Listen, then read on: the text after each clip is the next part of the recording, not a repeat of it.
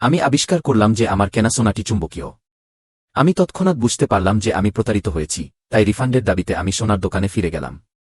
দোকানের কর্মচারী ভাবল আমি হয়তো জিনিসটি পাল্টাতে এসেছি, তাই তারা উল্টো আমার কাছে সার্ভিস চার্জ দাবি করল।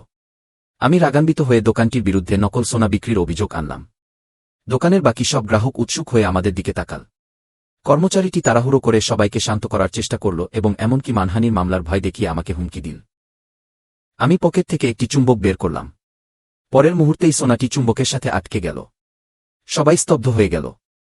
কর্মচারীটি তখন দ্রুত দাবি করল যে এই সোনাটি তাদের দোকানের নয়। আমি তাদের কেনাকাটার রিসিপ্ট দেখালাম। অন্য গ্রাহকরা এটি দেখে তারাও তাদের টাকা ফেরত দেওয়ার দাবি জানাল। ঠিক তখনই স্টোর ম্যানেজার এগিয়ে এলেন।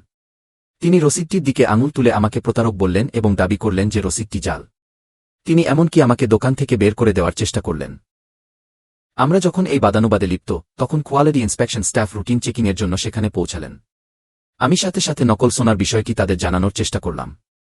ম্যানেজার দ্রুত আমাকে থামিয়ে দিলেন এবং আমার রিফান্ড প্রসেস করতে রাজি হলেন। তার আচরণের এই হঠাৎ পরিবর্তন দেখে আমি আর বিষয়টি নিয়ে বাড়াবাড়ি না করার সিদ্ধান্ত নিলাম। কিন্তু আমরা যখন রিফান্ড করার জন্য অফিসের দিকে যাচ্ছিলাম, ম্যানেজার আবার দাবি করলেন যে আমাকে প্রমাণ করতে হবে যে আমি সোনাটি তাদের দোকান থেকেই কিনেছি। আমি সিকিউরিটি ক্যামেরার ফুটেজ চেক করার পরামর্শ দিলাম। ম্যানেজার দাবি করলেন যে ক্যামেরাগুলো নষ্ট। তাদের এমন নির্লজ্জতা দেখে আমি ক্ষিপ্ত হয়ে উঠলাম।